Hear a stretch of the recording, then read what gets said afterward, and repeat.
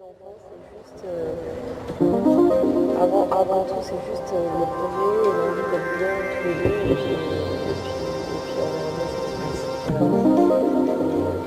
Ben, c'était l'œuvre qui nous correspondait le mieux parce qu'il y a beaucoup de couleurs et on a bien aimé la situation dans laquelle la fille elle était. Des fois, parce que des fois c'est vrai que ça pourrait nous arriver, donc on a essayé de se mettre à sa place. Dans des situations comme ça arrive tout le temps et de nos jours, on est jeune, donc on fait des bêtises. Et donc c'est comme ça qu'on s'est mis à sa place, quoi. On a tous droit à la liberté et droit à l'erreur. Ce qui paraît, elle était très chère, parce qu'il y avait de l'or derrière ou je sais pas quoi. Elle nous attirait encore plus. Parce qu'elle était chère et elle était rare. Et on a eu le choix. On a eu le choix entre 50, je crois. 50 œuvres. Et à la fin, on se retrouvait avec 2 œuvres. Donc moi, je voulais l'autre. Et le reste voulait le schtroumpf. Puis j'avais pas remarqué que c'était une dame. Et puis après, je m'étais mis sur le côté et je l'avais remarqué. On aurait dit une dame de la forêt qui était allongée et qui était dans la nature. Ça nous a fait penser à la plage et comme c'était l'été, on a pensé directement aux vestiaires, au parasol, aux serviettes. Puis voilà. On cherchait à amener les gens sur la plage pour qu'ils s'amusent et pour se rafraîchir, quoi, pour faire une dose de rafraîchissement. Ça nous fait penser un peu à ce qui se passe maintenant, ce qui se passe dans les pays, les guerres, les emprisonnements, et tout. Mais on a appelé double face parce qu'on pouvait voir ce qu'il y avait à l'extérieur parce qu'on la voyait comme ça, mais on ne pouvait pas voir ce qu'il y avait dedans. Et double face parce que ça pourrait être positif autant que négatif. Donc on a eu plein d'idées sur le moment et après on a formulé tout ça en une chanson, quoi. C'est ce qu'on aime, ce qu'on ne voudrait pas qu'on touche. Et après le malheur en Afrique, tout ça, la famine, les guerres pour rien en Irak et tout ça, ça en fait qu'on a voulu refléter le plus. De Fontana, moi personnellement, je trouve qu'elle avait beaucoup d'intérêt dans sa spatialité quelque part. C'est une œuvre qui, d'un côté, c'est il y a l'acte de percer la toile, qui est quelque chose de très fort, qui a un schisme par rapport à la grande peinture. D'un autre côté, c'est pas une œuvre qui se limite à qu'une toile en fait. Le cadre, même s'il n'y a pas réellement, c'est pas vraiment un cadre, fait partie de la toile et crée une spatialité en créant un plan supérieur à l'avant. Et en sus de ça, ce même cadre étant laqué nous fait un reflet. Donc en plus d'avoir un derrière de toile avec le trou, la toile, le cadre qui se met en avant, on a en plus des reflets qui nous renvoient à nous et à l'espace qui nous entoure. Donc c'est une œuvre que je trouve moi personnellement très riche, même si elle n'est que noire, donc elle a une certaine uniformité dans sa couleur. Elle crée une grande spatialité que je trouve très intéressante. Les 2 œuvres donc, se trouvaient à côté quand on les a vues exposer. Donc tout de suite ça nous a frappé que les 2 œuvres devaient être traitées ensemble puisqu'elles étaient plus ou moins complémentaires. Donc au début on avait plusieurs choix, plusieurs œuvres qui nous intéressaient, puis c'est celle-là qui est revenue, qui était quand même qui avait l'air la plus intéressante à mettre en musique quand même comparée aux autres, qui nous a peut-être le plus attiré. Ouais, parce que du fait même si elles étaient complémentaires, il y avait vraiment il y avait une grande différence quand même, malgré leur complémentarité, entre d'un côté la répétition des carrés, donc, et de l'autre côté ce cercle donc, vide, et puis sur un fond blanc. Donc il y avait ils étaient un peu opposés au niveau du style entre la répétition et l'infini décrit par le cercle. Le fait justement que ça soit des jouets d'enfants, tout ça, il y a un côté malsain qui ressort de ça en fait. Du titre, déjà du monstre, voilà, le rapport à l'enfant, les enfants ont peur des monstres, tout ça, et que ça soit des jouets, des articulés, tout ça, collés, il y a un effet de matière assez repoussant. Le fait qu'il y ait les enfants, les pourrissaient par rapport à tout ce qui était produit de consommation, tout ça, donc ça nous faisait penser carrément à ça. Voir l'enfance qu'à travers les temps, ça commençait à se pourrir. Donc c'était ça qui est surtout le plus, qui réflectait plus en fait. Là, ce serait plus en fait une remise en question sur notre société, notre mode de consommation, sur notre style de vie et peut-être espérer un renouveau. Donc peut-être pour ça, Apocalypse et donc Chaos. J'étais pas là quand ils ont choisi l'œuvre, donc je suis arrivée, j'avais une œuvre et puis il fallait que je dise la première chose que je pensais quand je voyais l'œuvre. Puis ouais, j'ai pensé la même chose que les autres. On pense directement à nos parents quand on est dans des situations comme ça. On se dit on va se faire tuer, donc il fallait qu'on fasse passer dans la musique parce que par les paroles en fait, on fait mettre les gens à notre place. On pratique la musique traditionnelle, comme le sait bien Faiza. Et de la tectonique, puisque nous on a dit admettant cette vitre elle explose et le schtroumpf sort, qu'est-ce qu'il va faire? On a proposé la musique traditionnelle, parce que la musique traditionnelle, comme vous savez, c'est un peu trop... c'est agité quoi. Et la tectonique c'est pareil, c'est un peu la même ressemblance. D'abord on avait choisi plusieurs sons, mais on ne les a pas tous mis. On avait dit un bébé qui rigolait, des oiseaux, la rivière qui coulait, je sais pas, plusieurs choses. Des rires et plein de choses. En fait, il y a une fille, c'était une copine à moi et tout. Donc elle nous a mis sur la piste des Beach Boys. Et après, donc, elle nous a parlé du groupe, de surf. Et après, on a fait un délire sur le surf. Et puis on a mis la musique des Beach Boys. On a chanté un truc, enfin un couplet, en répétition, en boucle. Et après, on a mis des bruits à nous. Des bruits d'animaux, enfin de chiens, des bruits un peu bizarres quoi. Bon, ça nous a pris comme ça pour le fun quoi. On a mis tout ça sur un bout de papier et après on s'est lâché, on a chanté, on a rappé, tout ça. Il y en a d'autres qui ont rappé, il y en a d'autres qui ont chanté. Et ça a été pour certains une découverte parce qu'il y en avait qui n'avaient jamais fait ça. Et c'était bien parce que c'était un renouveau, un truc comme ça. Nous on n'écoute que du rap, mais pas des autres sons, alors on peut bien dire des trucs en rappant. C'est un peu pour faire ressortir notre élevage de notre mère. Parce que la mère aussi, ça compte beaucoup. Et à partir de cette chanson, on a évoqué notre enfance, que quand notre mère elle nous prenait, elle essayait de nous faire dormir, tout ça. Au début, on était parti sur un passage plutôt classique avec de l'art. Et ensuite, on voulait faire un fader vers le rock pour expliquer un peu l'histoire du bateau qui s'échoue et son histoire. Le premier plan, on voit des petits personnages en forme d'ombre chinoise.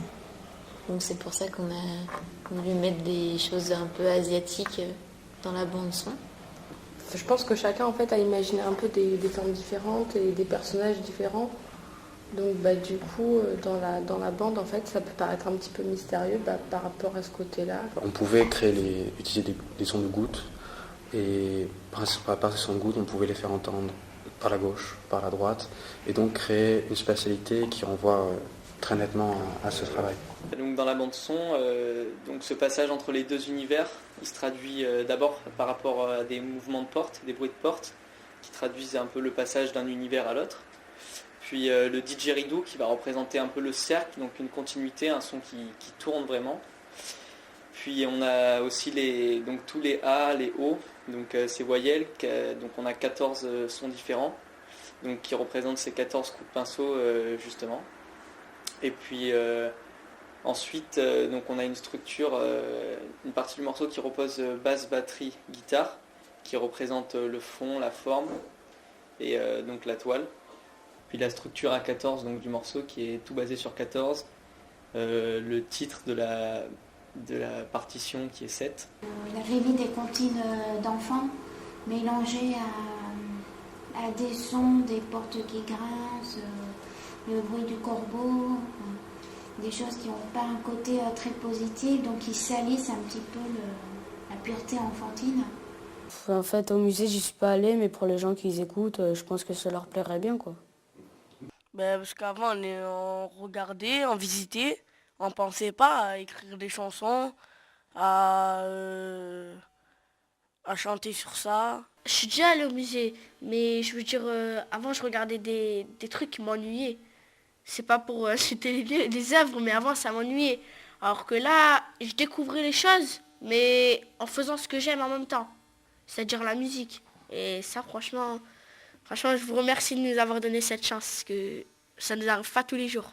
J'étais déjà allé au musée avant, mais jamais voir des œuvres contemporaines. C'était la première fois pour moi que vraiment je m'expliquais le contemporain, quoi. Ça nous change un peu la vision qu'on a d'habitude du musée, où on fait un tour d'ensemble, mais on ne va pas forcément extrêmement loin dans la réflexion par rapport à chaque travail. On va forcément être influencé quelque part par nos goûts. Et même si on doit faire un maximum abstraction de nos goûts pour avancer dans l'analyse d'un travail, ça joue quand même quelque part. Une œuvre d'art, ça se trouve un tableau, une sculpture, ça se trouve dans un musée. Même si ce n'est peut-être pas accessible à tout le monde ne choisit pas d'y aller par ses propres moyens. Enfin, ça, je pense que ça doit y rester. C'est pas à l'art de sortir, c'est à nous d'entrer. En fait. Il fallait assurer, vous nous avez dit. Et nous on avait envie de montrer qu'on ne faisait pas les choses à moitié, qu'on le faisait, ou on le faisait bien, et voilà, ou on le faisait pas. Quand on a commencé, il y avait presque personne qui voulait le faire. Sûr, avec des potes, franchement, on le ferait, quoi. Ouais. Pour taper des délires comme ça, ok. Hein. Complètement, ça a limite changé ma vision de la vie. Et musicalement, il y a beaucoup d'influences de partout, vu que ça s'inspire énormément du monde actuel. Donc, ça décrit vraiment les époques. En plus, c'est un gain, enfin, on fait que gagner à ce niveau-là pour nous. Parce que c'est quelque chose qu'on peut réutiliser par la suite de notre travail, qui nous déblaye des pistes de travail surtout. Et ce que j'ai beaucoup aimé, ce que j'ai beaucoup apprécié, c'est de pouvoir partager les connaissances dans un sens et dans l'autre. C'est-à-dire, moi, expliquer aux gens avec qui j'ai travaillé comment ça marche le son, comment on peut enregistrer ça, comment on peut imiter tel bruitage ou tel bruitage. Et eux, en contrepartie, me disaient comment, à partir de cette œuvre, je peux interpréter cette œuvre-là, ce dessin-là, pour en faire un son. Et avec cet échange-là, on a réussi à créer cette bande-son. Moi, ça m'a permis de m'améliorer en termes d'interprétation d'œuvres plastiques, parce que c'est vrai que ma spécialité, c'est quand même plus la musique, donc je suis pas hyper calé en histoire de l'art, pas hyper calé en plasticité, on va dire. Et donc ça m'a permis de beaucoup m'améliorer dans ce sens-là aussi, et de faire partager moi mes connaissances en musique. L'expérience, je pense, qui est importante, quoi, qui va vraiment nous aider peut-être dans notre vie future pour appréhender les choses et la musique surtout. Ça m'avait paru intéressant. Puis une fois que j'étais arrivé là-bas, voir le groupe avec lequel on travaillait, c'est vrai qu'au vu des différences qui étaient entre nous, parce qu'on n'avait pas du tout peut-être le même point de vue sur les choses, sur le monde qui nous entoure, au vu des différences, j'étais un peu déstabilisé, puisque j'aime bien prendre en main les choses en fait. Et j'aime bien que les choses se fassent à ma façon, et de la façon le mieux possible. Et le problème, c'est que quand on ne peut pas mettre la main sur ce qu'on veut faire, c'est très dur au début. Mais finalement, on finit par s'adapter et puis on se rend compte que c'est vraiment une très bonne expérience. Donc moi, je serais totalement prêt à recommencer ça, puisque ça m'a vraiment apporté beaucoup. Ce projet, ça nous a permis de nous rapprocher, de se regrouper, tout ça. Mais c'est vrai, comme il a dit, avec Simon, on faisait des trucs. Mais quand on venait à deux, c'est pour juste inviter une personne pour qu'il dise un mot. Alors que là, on a chanté tous ensemble la chanson. Et ça fait un truc vraiment, vraiment trop beau. Je viendrai en courant. Même si j'aime pas courir, même pieds nus s'il faut, je viendrai en courant. Je resterai posté à 7h du matin, même si ça ouvre à 10h. Projet immobilier, oui.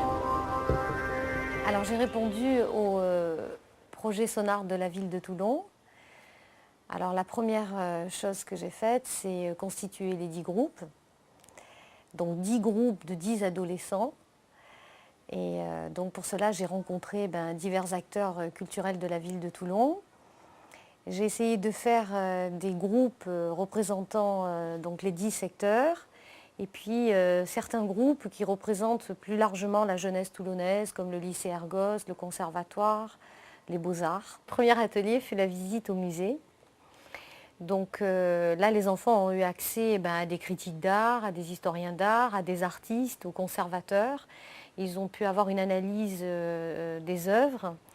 Et le seul point noir du projet, ma seule inquiétude, c'était le choix de l'œuvre. Et puis finalement, chaque groupe a eu un coup de foudre.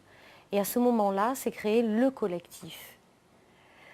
Les ateliers qui ont suivi ont été séquencés en plusieurs phases. La première phase, ça a été de travailler vraiment sur le lien subjectif entre le son et l'image, à travers des écoutes éclectiques, de la musique contemporaine, en passant par l'électro, la musique répétitive, pour leur expliquer les différents procédés pour transcrire des émotions, en découvrant des nouveaux médiums de l'art contemporain comme la vidéo, en découvrant d'autres artistes qui se sont servis d'œuvres existantes pour pouvoir ensuite créer d'autres choses.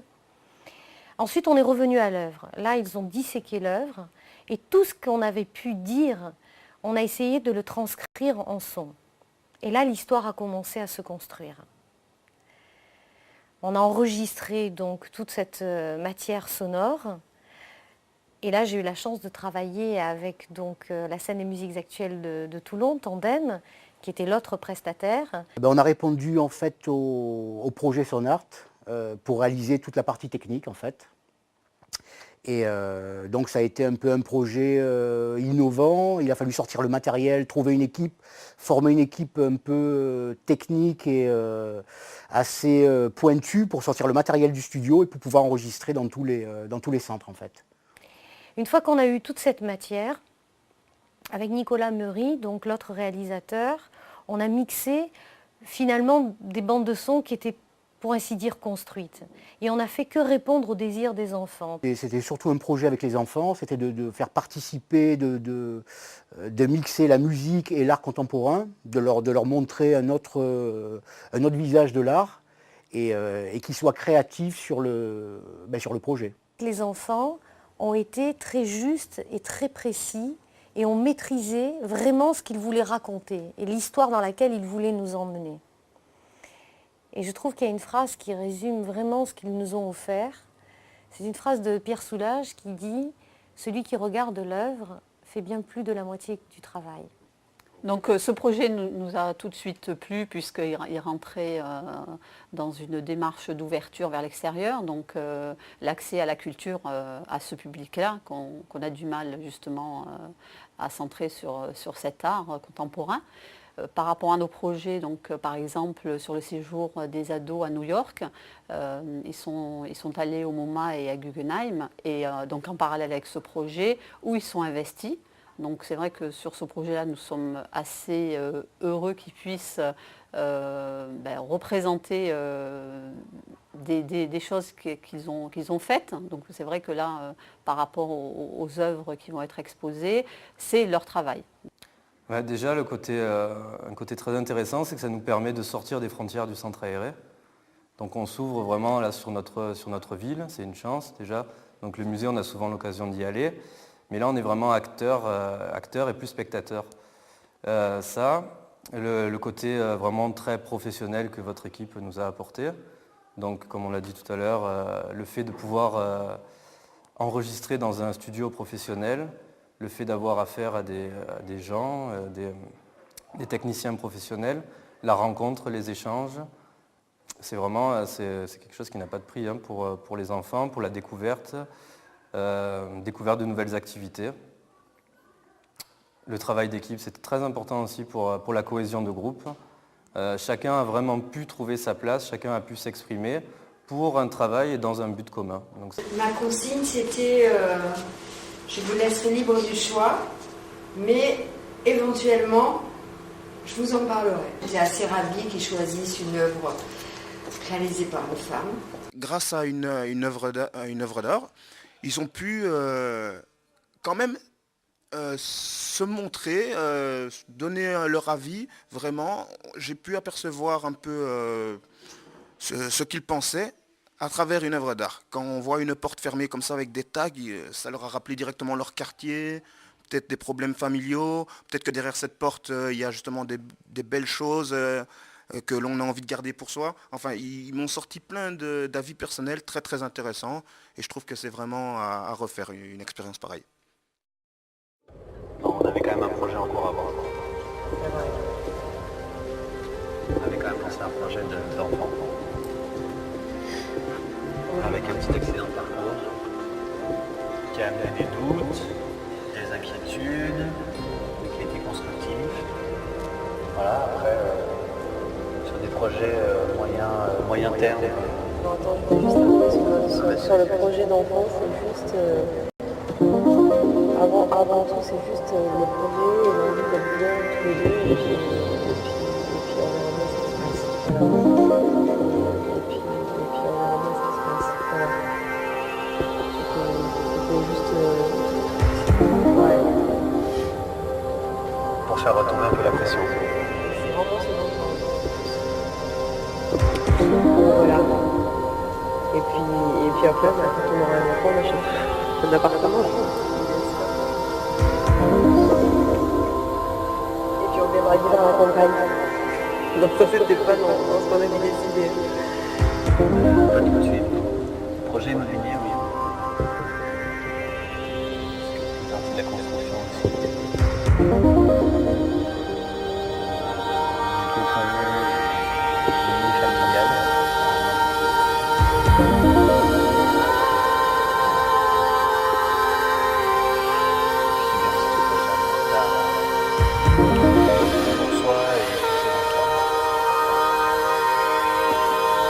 Et puis on voyagera.